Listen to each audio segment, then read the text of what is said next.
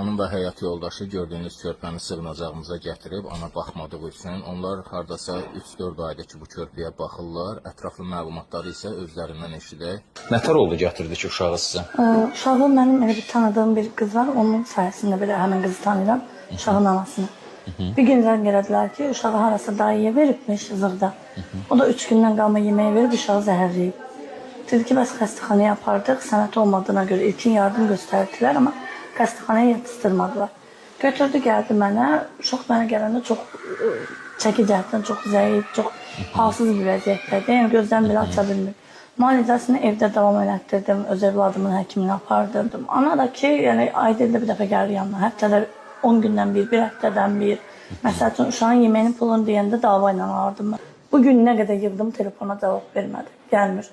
Dünənlərim yığanda müdürü mənə bildirir ki, qadındır müdürü də, gecə klubunda işləyir.